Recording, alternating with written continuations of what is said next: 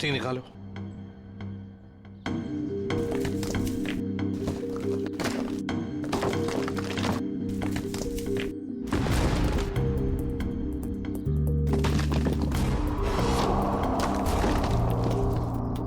तो लगता है लाश को छुपाने की पूरी कोशिश की, लेकिन पूरी तरह से कामयाब नहीं हुआ है। हाँ, छुपाने की तो बहुत कोशिश की है, मगर जरूर कुछ ना कुछ तो भूल गया है वो। कोई ना कोई सुराग तो हमें जरूर मिलेगा। वैसे लाश ज्यादा पुरानी नहीं दिख रही है। एक काम करो, बाहर निकालो इसे आराम से, संभल के।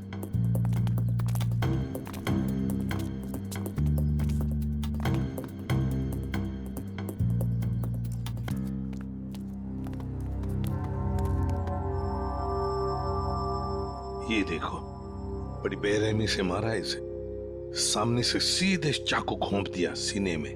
हाँ सर, देख के लगता है कि इसे चीखने चिल्लाने का मौका ही नहीं मिला। ये देखो, इसके सिर के पीछे भी चोट है।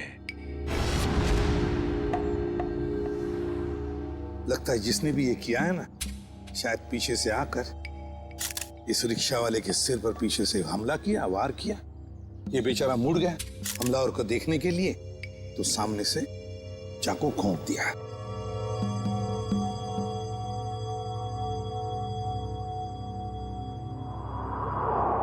जेब में कुछ भी नहीं। लेकिन सर, कोई रिक्शा वाले को क्यों मारेगा? फिर इस रिक्शा वाले को पैसे के लिए तो कोई नहीं मारेगा। हो सकता है इस रिक्शा वाले का किसी के साथ झगड़ा वगड़ा हुआ होगा या आपसी दुश्मनी हो, लेकिन अगर इसकी लाश यहाँ पर है, रिक्शा कहाँ पर होगी?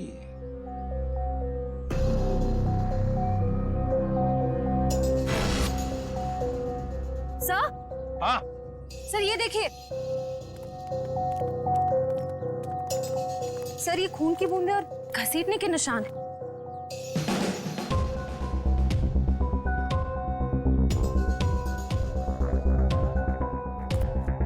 ये देखो, लगता है जिसने भी ये किया है, इस रिक्शा वाले को यहां से घसीट कर वो लेकर गया वहां ईंटों में छुपाने के लिए। वो क्या है?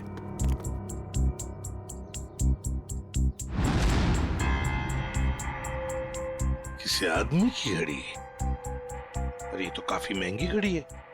शायद रिक्शा वाले की होगी। नहीं फ्रेडी, ये इस रिक्शा वाले की घड़ी नहीं लगती। इतनी महंगी घड़ी है ये, 1,00,000-1.5 लाख की तो घड़ी है। तो फिर सर, शायद उसी की होगी जिसने रिक्शा वाले को मारा है। वो तो ये भी सकता है कि घड़ी उस आदमी की हो जो ऑटो में बैठा था। इतनी कीमती घड़ी पहनने वाला आदमी रिक्शा में नहीं जाएगा, मुझे नहीं लगता। देखो और भी कोई सुराग मिलना चाहिए, देखो जरा आसपास।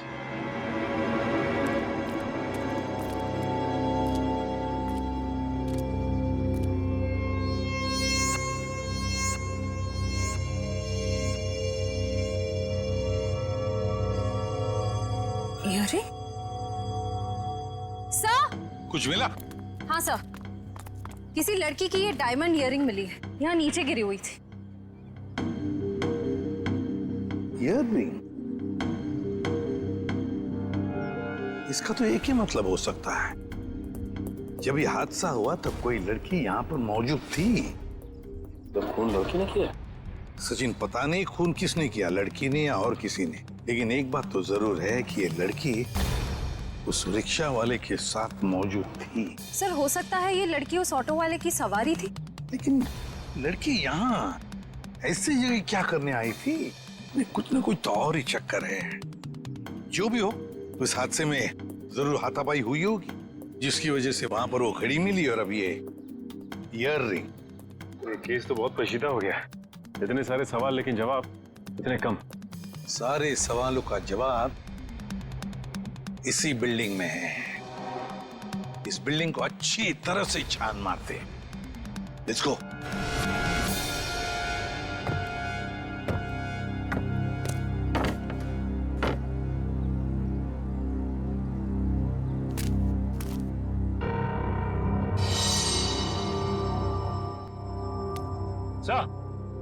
हाँ सचिन, क्या हुआ? ये देखिए सीढ़ियों पे खून की बूंदें। हाँ, ये देखो। सर ये तो बहुत ही अजीब बात है। लाश वहां पर और खून की बूंदें यहाँ। मुझे तो कुछ और ही आ रहा है दिमाग में। कहीं और एक लाश तो नहीं इस बिल्डिंग में? ऊपर चलकर देखते हैं, देखते ही ये खून के धब्बे कहां तक है।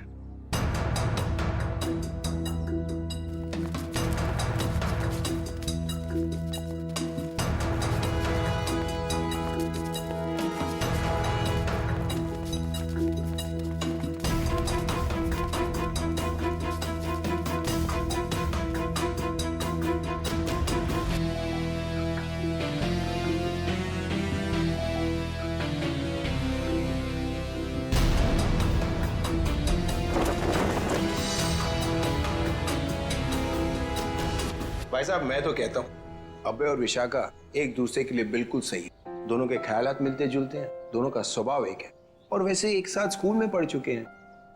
बेटा, तुमने हमें बताया नहीं कि तुम अभय को पहले से जानती हो? नहीं पापा, अभय मेरी क्लास में नहीं थे। वो क्या है ना अंकल, हम दोनों की क्लासेस सेम थी पर सेक्शन अलग अलग थे। आप सेक्शन ए में थी और मैं सेक्शन सी में था। बात यह है ना जी, अभय के लिए एक से बढ़कर एक खानदान से रिश्ते आ रहे हैं, लेकिन इससे मना कर दिया है। स्कूल के वक्त से ही आपकी बेटी से प्यार करता है, लेकिन कह नहीं पाया, इसलिए आज मुझे आना पड़ा कहने के लिए। पापा प्लीज, आप मुझे एम्बैरेस कर रहे हैं। नैना और अनुष्का कैसे हैं? स्कूल टाइम से तुम्हारे बेस्ट फ्रेंड हुआ करते थे वो लोग। हाँ, नैना भी बेंगलोर में जॉब कर रही है और अनुष्का की रिसेंटली शादी हो गई है मसूरी में। सुना है बहुत ही खूबसूरत जगह है वो। जी। वैसे तो साउथ अफ्रीका भी बहुत ही सुंदर जगह है। 25 साल पहले हमने हमारे हीरो का बिजनेस वहां शुरू किया था और आज यहाँ तक ले आए उसे। आप लोग बैठिए, मैं आप लोगों के लिए चाय वगैरह लेकर आती हूँ। आप लोग बैठिए, हम आते हैं।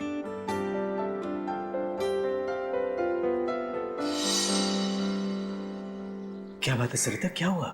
देखिए, लड़का और परिवार तो मुझे अच्छे लग रहे हैं, लेकिन एक बार आप साफ साफ पूछ लीजिए, लेन देन की जो भी बात है। सरिता, क्यों चिंता करती हो? देखो, मुझे नहीं लगता कि धीरेन्द्र जी की कोई मांग है, और अगर होगी भी तो हम मांग पूरी कर देंगे ना। देखो सरिता, मेरी पेंशन है, तुम्हारे जेवर है, और अगर जरूरत पड़ी तो हम ये मकान बेच देंगे। आखिर हमारी एक ही बेटी है। ओफो, आप एक बार पूछ तो लीजिए ना, कहीं कोई बड़ी मांग रख दी तो। फिर तो ये रिश्ता नहीं हो पाएगा। खैर, अपनी किस्मत है, देखते हैं। चलो लीजिए भाई साहब। ये सब लाने की क्या जरूरत थी? इतनी तकलीफ क्यों की आपने? अरे क्या कहते हैं भाई साहब, ये तो कुछ भी नहीं है, ये तो आपको लेना ही पड़ेगा। चाय लीजिए। ये लो बेटे।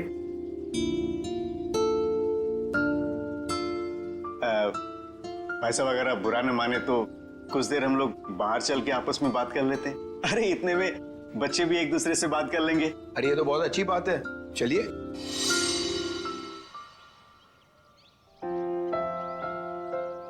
भाई साहब, आपका बेटा हमें बहुत पसंद है। मुझे भी बिल्कुल विशाखा जैसी बहू चाहिए थी। अगर विशाखा अभय को पसंद उसकी करे। फिक्र आप मत कीजिए, हमारी मंजूरी में ही उसके यहाँ है। ये तो बड़ी अच्छी बात है, तो मैं बात पक्की समझूं? जी जरूर। धीरेन्द्र जी, अगर आपकी कोई मांग हो तो आप मुझे। ये कैसी बात कर ली आप लोगों ने? अरे भाई, भगवान का दिया हुआ सब कुछ है हमारे पास। आपकी बेटी सिर्फ 2 जोड़ी कपड़ों में चाहिए, ये आप कर पाएंगे या नहीं? मुझे समझ में नहीं आता कि मैं आपका ये कर्ज कैसे चुका पाऊंगा। लेकिन हमारी एक शर्त है। शर्त? ये शादी 2 दिनों में हो जानी चाहिए।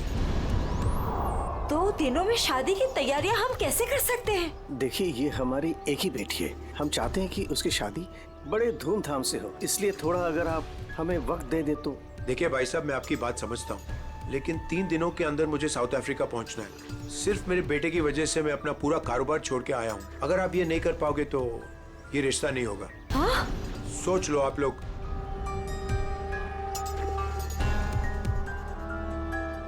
ठीक है भाई साहब, ये शादी परसों ही होगी। ये तो बहुत अच्छी बात है, मुबारक हो। देखिए, आप शादी की तैयारियां कीजिए, पैसे की चिंता न कीजिए, वो हम करेंगे। जी।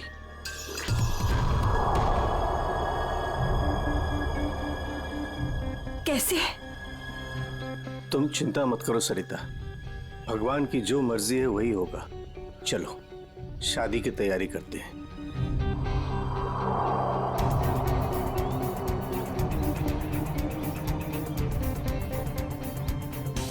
पता नहीं मुझे ये सब ठीक क्यों नहीं लग रहा है। शादी ब्याह जैसी चीज जल्दबाजी में करना,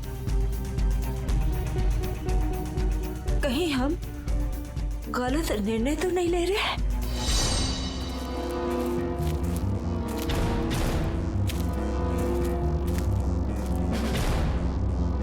सर इस लड़की का चेहरा तो पूरी तरह से बिगड़ चुका है, इसकी पहचान करना बहुत मुश्किल होगा। तो सर लड़की के पास से ना ही कोई आइडेंटिफिकेशन मिला है ना ही कोई मोबाइल। तो लाश को देख के लगता है कि इसकी और उस ऑटो ड्राइवर की मौत लगभग एक ही वक्त हुई है सर।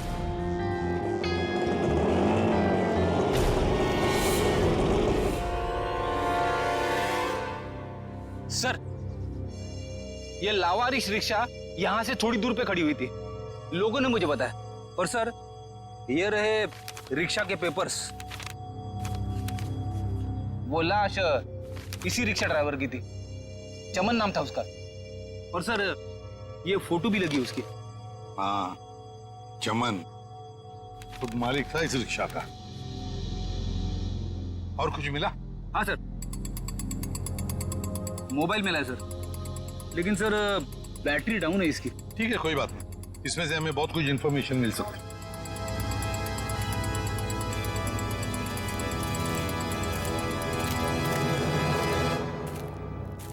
वॉचमैन होना यहाँ के।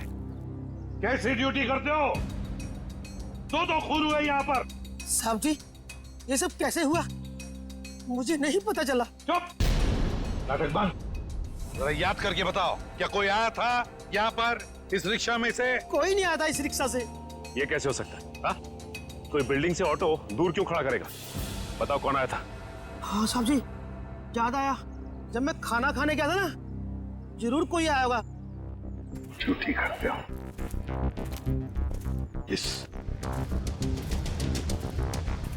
इस चमन की पूरी कुंडली निकालो। हाँ अभिजीत।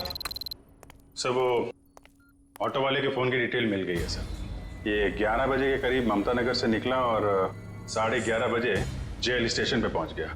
ये MG road under construction building पे कब पहुंचा? सर 12:30 बजे जेल स्टेशन से सवारी लेने के बाद 12:40 पे उस जगह पे मिला था जहां पे वो ऑटो खड़ा मिला था।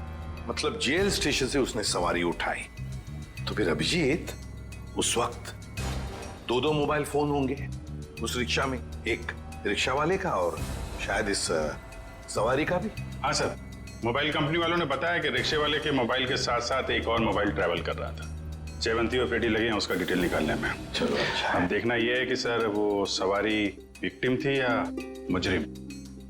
सर हाँ सर वो जो ऑटो की सवारी का मोबाइल नंबर था वो दिल्ली का नंबर है और किसी करिश्मा के नाम पे रजिस्टर्ड है। दिल्ली? अच्छा, इस करिश्मा के बारे में और कुछ पता चला? नहीं सर, और कुछ डिटेल्स तो अभी पता नहीं चल पाए हैं। ये तो पता चला होगा कि उसने आखिरी कॉल किसको किया। किसी लैंडलाइन नंबर पे किया था आखिरी कॉल। पोपटवाड़ी का कोई उदय कुमार है। पोपटवाड़ी उदय कुमार। पंकज काम करो, इस दिल्ली वाली करिश्मा के सारे डिटेल निकाल, पूरे के पूरे डिटेल। और अभिजीत इस पोपटवाड़ी के उदय से मिल लेते हैं, पता तो चले ऐसी भी क्या बातें हो रही थी करिश्मा और उसके बीच में। इसका चेहरा तो बहुत बुरी तरह से बिगड़ गया है, एकदम तहस नहस हो गया है। सर इनके फेस को हम रिकंस्ट्रक्ट नहीं करवा सकते? बहुत मुश्किल काम है तारिका, बहुत वक्त लगेगा। हाँ लेकिन एक बात जरूर पता चल गई, ये पता चल गई कि ये काम क्या करती थी। क्या काम? तारिका ये लड़की एक नर्स थी, नर्स। नर्स? ये देखो, ये देख रहे हो, ये इसकी उंगलियों पर और ये अंगूठे पर ये कॉल। ये निशान तो ज्यादातर उन्हीं लोगों के हाथों में होता है ना जो दूसरों को इंजेक्शन देते हैं। एग्जैक्टली तारिका। अब मुझे लगता है ये खून या तो किसी बदले की भावना से किया गया है या फिर कोई प्यार व्यार का चक्कर? प्यार व्यार का चक्कर? तुमको ऐसा लगता है तो तुम फोरेंसिक आते ही क्यों? तुम अब से मत आया करो हमारे लैब में प्लीज। हाँ अरे ये क्या? हाँ। और अभिजीत, तुम्हारे और मेरे बीच में जो भी था ना वो खत्म। प्यार का चक्कर।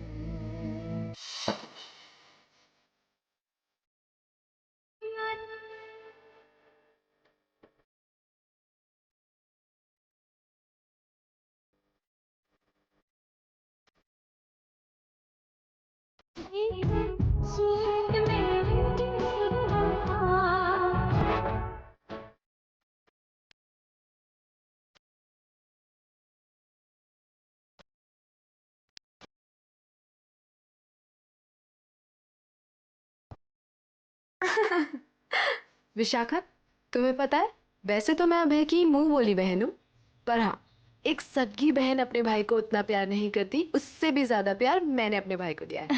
Sweet of you. Thank you so much मेरे भाई को शादी के लिए हाँ कहने के लिए। यकीन ही नहीं हो रहा है ना, इतनी जल्दी सारी तैयारियां हो जाएगी। और आज हमारी बेटी की मेहंदी की रस्म है। तुम ठीक कह रही हो, मगर ये सब कुछ मुमकिन नहीं होता अगर धीरेन्द्र जी हमारी सहायता नहीं करते तो।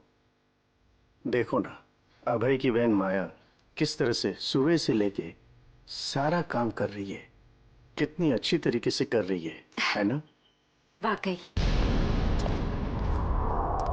सर, यहाँ पे तो शादी की तैयारियां चल रही है, पूछताछ कैसे करेंगे? वही तो, लेकिन एक बात याद रखना, ऐसे माहौल में जरा समझदारी से काम लेते हैं, किसी को ठेस नहीं पहुंचनी चाहिए, है ना? अरे आइए आइए, आप लोग लड़के वालों की तरफ से? देखिए, हम लोग मेहमान नहीं हैं, हम लोग सीआईडी से आए हैं। सीआईडी? यहाँ सब कुछ ठीक तो है ना? देखिए, आप फिक्र मत कीजिए, हमें पता है आपके घर में शादी का रस्म चल रहा है, लेकिन देखिए बात कुछ ज्यादा नहीं है, सिर्फ 2 मिनट की बात है। एक बात बताइए, कल लैंडलाइन पे कोई अनजान फोन आया था? हाँ, मेरी बेटी विशाखा ने फोन उठाया था। जरा बुलाइए ना विशाखा को। विशाखा बेटी, 1 मिनट इधर आना। हाँ जी, 1 मिनट। जी पापा। बेटे ये। हाय विशाखा, शादी मुबारक हो। Thank you. हम सीआईडी से हैं, मैं इंस्पेक्टर श्रेया। कल सुबह 10 बजे लैंडलाइन पे एक कॉल आया था। जी आया था। किसका फोन था? किसी करिश्मा का फोन था, बट मैं उसे नहीं जानती। अगर तुम उस लड़की को नहीं जानती हो तो उसने तुम्हें क्यों कॉल की? दरअसल वो मुझसे मिलना चाहती थी, पर मैंने उसे मना कर दिया। तुम तो कह रहे हो तुम उसे जानती तक नहीं, फिर भी वो तुमसे बात करना चाहती थी। कोई ना कोई तो वजह जरूर होगी, हैं? बताओ। शायद वो मेरी शादी के बारे में कुछ बात करना चाहती थी। क्या क्या बात करना चाहती थी? कुछ बताया उसने? जी, तब तक तो मुझे भी नहीं पता था कि मेरी शादी होने वाली है। वो शायद मेरी पिछली शादी के बारे में बात करना चाहती थी। मतलब विशाखा, तुम्हारी पहले भी एक शादी तय हो चुकी थी जो टूट चुकी है। देखिए प्लीज, अगर इस बारे में इस वक्त बात न करें तो अच्छा होगा। बड़ी मुश्किल से उस सदमे से ये उभर पाई है। प्लीज। पापा, इट्स ओके, मुझे उस बात से कोई फर्क नहीं पड़ता है। पर आप इस फोन कॉल के बारे में मुझसे इतने सवाल क्यों पूछ रहे हैं? दरअसल बात यह है कि करिश्मा नाम की उस लड़की का। एक मिनट में समझाता हूं। देखिए, ये करिश्मा जिसने फोन किया था यहाँ पर, हम उससे मिलना चाहते हैं एक केस के सिलसिले में। ये करिश्मा कोई मुजरिम है क्या? क्या इसने कोई जुल्म किया है और ये मुझसे क्यों बात करना चाहती है? देखो, करिश्मा मुजरिम है या नहीं ये अब तक तय नहीं हुआ है। खैर छोड़ो, आप लोग शादी की तैयारियां करो। और विशाखा, हम सब की तरफ से शादी मुबारक हो। Thank you.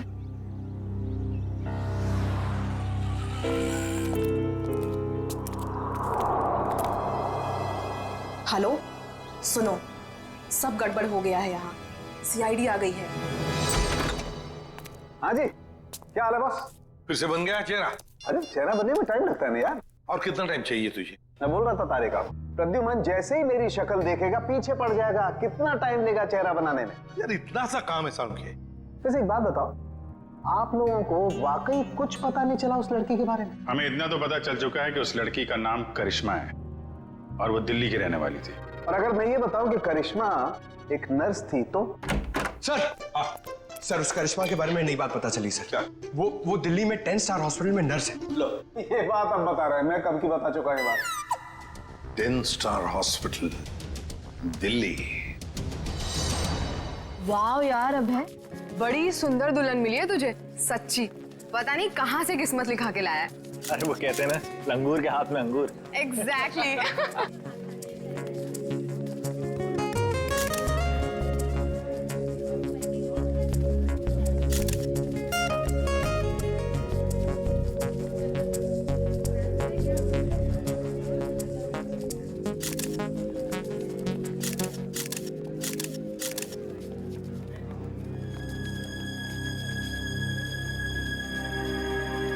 उदय जी आप रो रहे हो, सब ठीक तो है ना?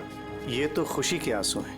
आज अपने बेटी को दुल्हन बना जो देख पा रहा हूं मैं, इसलिए। आपसे कुछ बात करनी थी। हाँ हाँ, तो कहिए ना। यहाँ कहना ठीक नहीं होगा, जरा अंदर चलिए ना।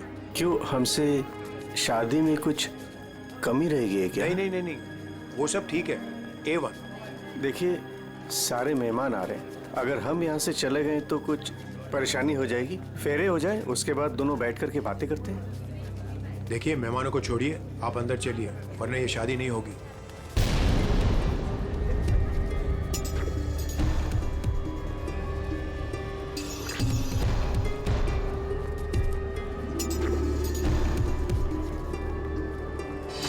आइए उदय जी।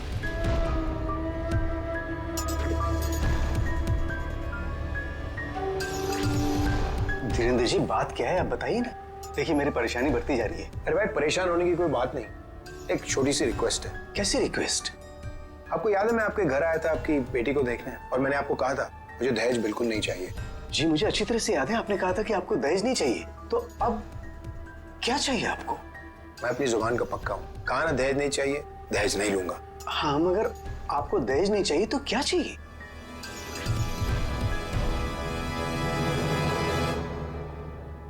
किडनी किडनी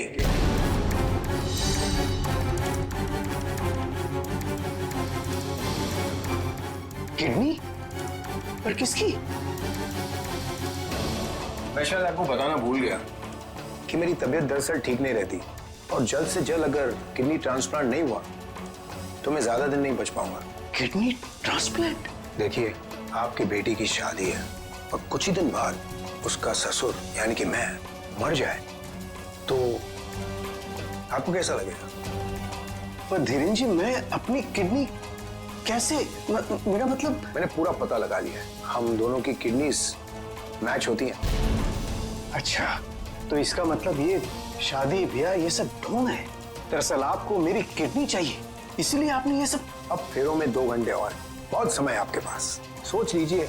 और वैसे भी हम दोनों एक परिवार का हिस्सा बने जा रहे हैं, तो एक परिवार वाले का फर्ज बनता है दूसरे परिवार वाले की जान बचाने का।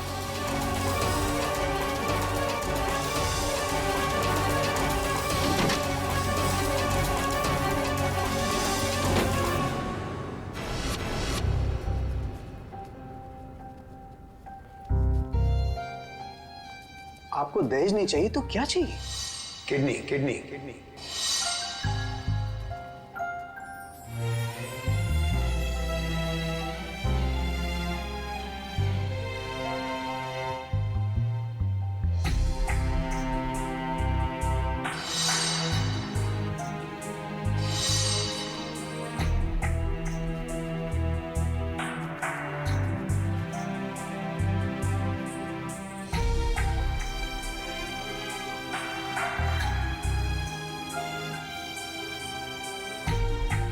अरे कहाँ चले गए थे आप? कुमार साहब आए हैं अपनी पत्नी के साथ, वो आपको ढूंढ रहे थे। सरिता, आओ मेरे साथ, 2 मिनट तुमसे बात करनी है। चलो।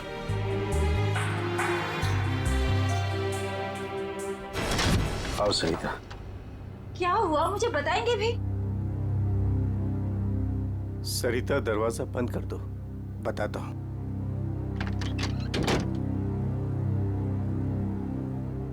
अभी तो बताइए, मुझे बहुत घबराहट हो रही है। धीरेन्द्र जी ने मुझसे कुछ मांगा है। पता था मुझे कि ये शादी दहेज लिए बिना हो ही नहीं सकती। वैसे कितने पैसे मांगे हैं उन्होंने? नहीं, उन्होंने मुझसे पैसे नहीं मांगे। तो फिर? सरिता, उन्होंने मुझसे मेरी किडनी मांगी है। किडनी? हाँ सरिता। हे भगवान, इसका मतलब ये सब शादी वादी ढोंग है। वो आपकी किडनी लेना चाहते हैं? मुझे भी यही लग रहा है। ये अचानक से उनका मेरे घर आना, फिर 2 दिन में शादी और अब ये सब कुछ।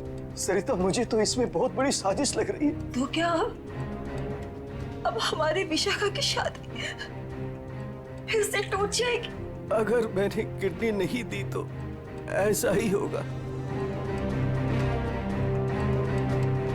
ना सरिता, तुम मत रो।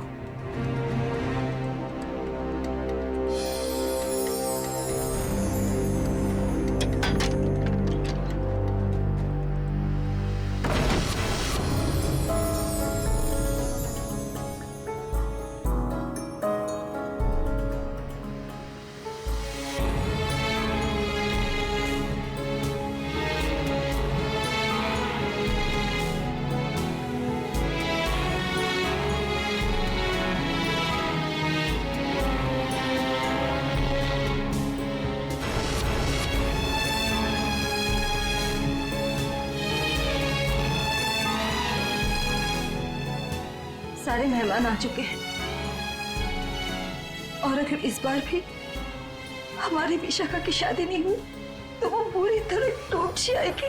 एक जख्म तो वो पहले ही खा चुकी है, लेकिन अब दोबारा वो बर्दाश्त नहीं कर पाएगी। मैं जानता हूं सरिता, तुम ठीक कह रही हो, इसलिए मैंने सोच लिया है, मैं अपनी किडनी दूंगा। हाँ सरिता।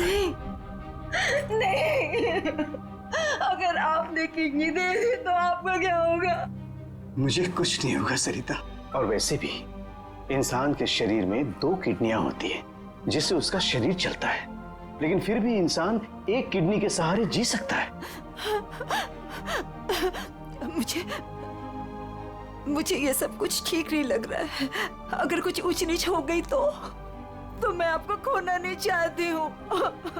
नहीं सरिता, मुझे कुछ नहीं होगा, और अगर मुझे कुछ हो भी गया तो कम से कम मेरी आत्मा को ये सोचकर संतुष्टि तो मिलेगी ना कि मैंने अपनी बच्ची की खातिर उसके पैदाइश से लेकर के उसकी शादी तक सब कुछ किया। प्लीज।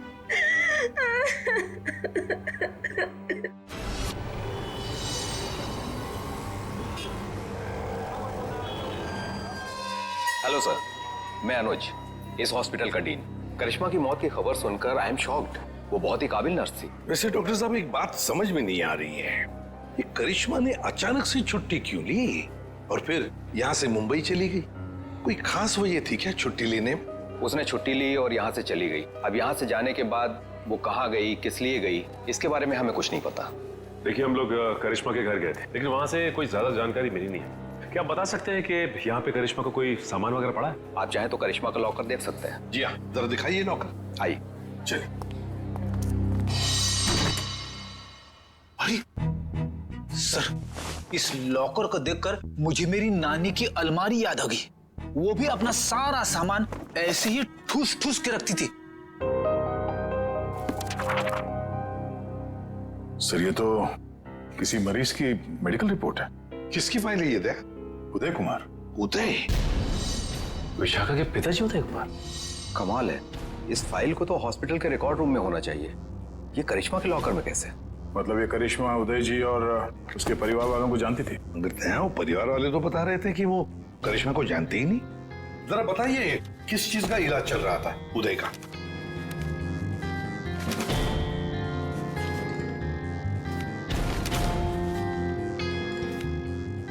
क्या डॉक्टर साहब, आपके चेहरे का रंग उड़ा हुआ क्यों है? उदय जी को फूड पॉइजनिंग थी और उनके सारे टेस्ट किडनी के करवाए गए हैं। क्या? यार ये क्या चक्कर है? नहीं नहीं नहीं दया, कुछ न कुछ तो गड़बड़ जरूर है, कुछ न कुछ तो गड़बड़ है। अच्छा डॉक्टर साहब, इस करिश्मा का बर्ताव कुछ अजीब लगा आपको? मतलब कुछ गड़बड़ लगा आपको कभी? नहीं, ऐसा तो कुछ भी नहीं लगा। सर, ये देखिए। माय गॉड, तो ये बात है। क्या बात है उदय? अरे डॉक्टर चंद्रप्रकाश, आओ बैठो बैठो। ये अचानक क्या बात करना चाहते हो तुम मुझसे? और भाभी जी क्यों रो रही हैं? शादी में कोई मदद वगैरह चाहिए? डॉक्टर, शादी की कोई बात है ही नहीं। अच्छा, तुम ये फाइल मेरी देखो ना, मेरी मेडिकल फाइल। ये फाइल चेक करके बताओ कि क्या मैं अपनी एक किडनी डोनेट कर सकता हूँ? उदय, तुम्हारी बेटी की शादी हो रही है और इस वक्त तुम्हें ये सवाल सूझ रहा है? डॉक्टर, शादी न रुके इसलिए तो मैं ये बात पूछ रहा हूँ तुमसे। बताओ ना। क्या मतलब है? मतलब मैं बाद में तुम्हें समझाऊंगा। तुम पहले मुझे ये बताओ कि मैं एक किडनी के सहारे जी सकता हूँ या नहीं। बताओ डॉक्टर, मुझे प्लीज बताओ ना।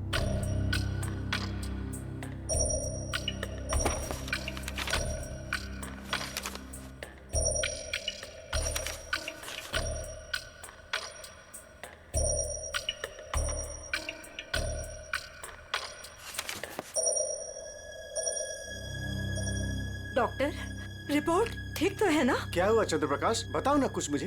क्या किडनी देना जरूरी है? बस तुम इतना ये समझ लो कि किसी के जिंदगी और मौत का सवाल है। देखो, अगर मैंने किडनी डोनेट नहीं की ना तो मेरी बेटी की शादी रुक जाएगी। देखो उदय, तुम्हारी ये किडनी पहले से ही खराब है। क्या सरिता, मुझे तो आज तक ये प्रॉब्लम कभी महसूस ही नहीं हुआ। कैसे किडनी फेलियर हो सकता है? क्योंकि उदय, तुम्हारी बॉडी दूसरी किडनी से फंक्शन कर रही है। आई एम सॉरी, अगर तुमने ये दूसरी किडनी भी डोनेट कर दी तो क्या? तो तुम्हारा बचना नामुमकिन है। किडनी डोनेट करने के लिए तुम मेडिकली फिट नहीं हो। देखो, ऐसा मत कहो डॉक्टर, मुझे ये किडनी दान करनी ही पड़ेगी किसी भी हालत में। डॉक्टर प्लीज जरा चेक करके बताओ, कोई तो रास्ता निकालो। देखो उदय, फाइनल डिसीजन मैं नई रिपोर्ट के आने के बाद ही दे पाऊंगा, लेकिन इस रिपोर्ट के मुताबिक किडनी डोनेट करना मतलब मौत को दावत देने जैसा है।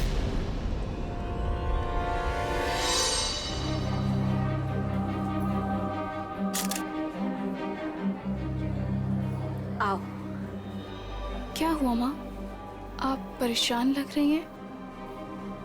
नहीं, ऐसी कोई बात नहीं। फेरे का समय हो गया है, आओ।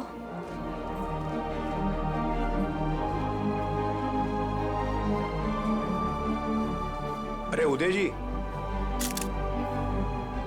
आप ही को ढूंढ रहा था। फेरे लगवाएं या फिर मैं बारात वापस? जी नहीं, बारात वापस ले जाने की नौबत नहीं आएगी।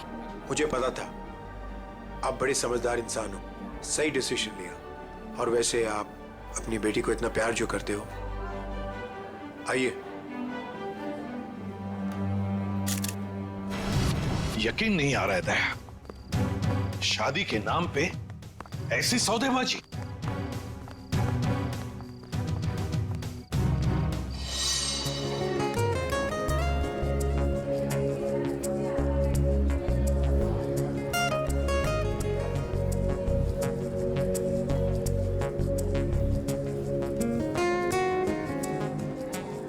रुक जाइए।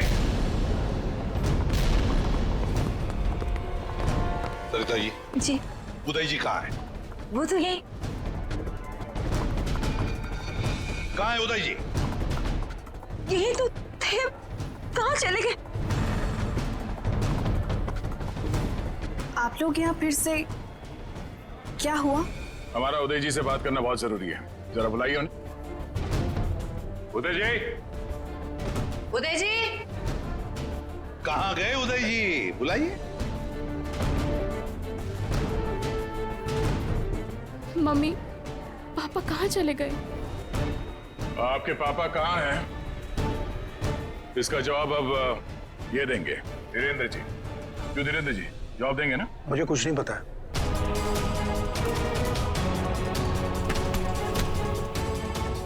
नहीं पता तो सड़क कहाँ रहे आप? सर, मैंने कुछ नहीं किया सर। मैं तो इनका असली बेटा भी नहीं हूँ सर। मेरे पति को इन लोगों ने गायब करवाया होगा और किडनी के लिए ये लोग शादी तोड़ने की धमकी दे रहे थे। मॉम, आपने बात मुझे पहले क्यों नहीं बताई? आपके और पापा से बढ़कर मेरे लिए कुछ नहीं है।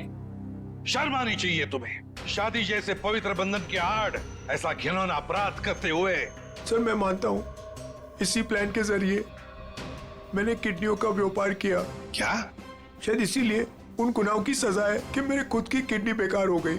लेकिन इस बार सर मैं खुद की जान बचाने के लिए कर रहा था। इसके लिए किसी और की जान चली जाए।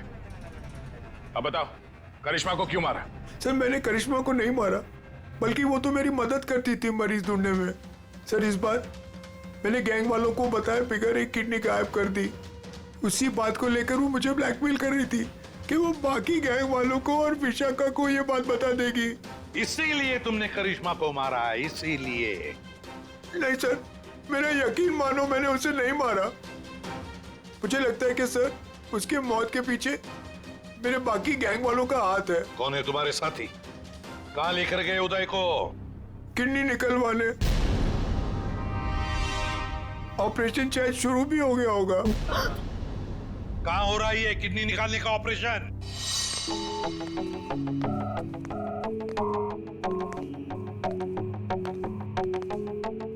चल डॉक्टर, ऑपरेशन शुरू कर। देखो तुम जो ये कर रहे हो ना, ठीक नहीं कर रहे हो। बकवास बंद कर और अपना काम कर जल्दी।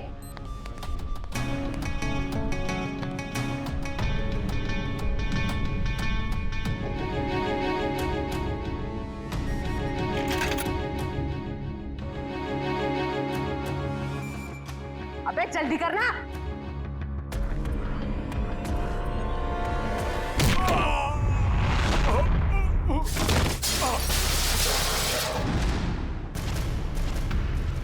कौन है वहां? कौन है?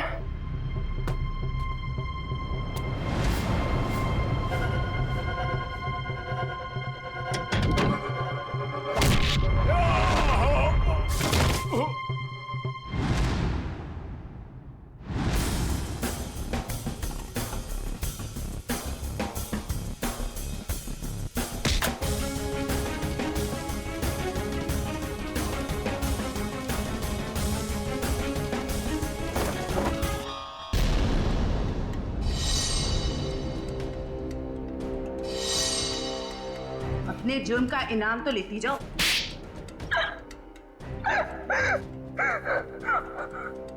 ये सारा षड्यंत्र हमने सिर्फ लोगों की किडनियां हथियाने के लिए किया है। ये सब पता है हमें। ये बताओ करिश्मा को क्यों मारा तुम? क्योंकि करिश्मा हमें धोखा दे रही थी। लेकिन तुमने करिश्मा का खून किया, ये बात तुमने धीरेन्द्र से क्यों छुपाई? ताकि जब धीरेन्द्र किडनी ट्रांसप्लांट के लिए ऑपरेशन थिएटर में आए तो वहां उसे आराम से मार सके, ताकि वो खून ना लगकर एक हादसा लगे। और उदय की किडनी तुम ऊंचे दाम में बेचना चाहती थी, क्योंकि उदय का blood group Bombay blood group है, एक रेयर ब्लड ग्रुप है ना? यही प्लान था सर, लेकिन आप सीआईडी वालों की वजह से वो सब चौपट हो गया। करिश्मा का खून और कितने सारे मासूम लोगों की किडनियों की चोरी, तुम्हें तो फांसी ही होगी। इतना काफी है तुम्हें फांसी के फंदे तक पहुंचाने के लिए। जयवंती, ले जाओ इसे। सर।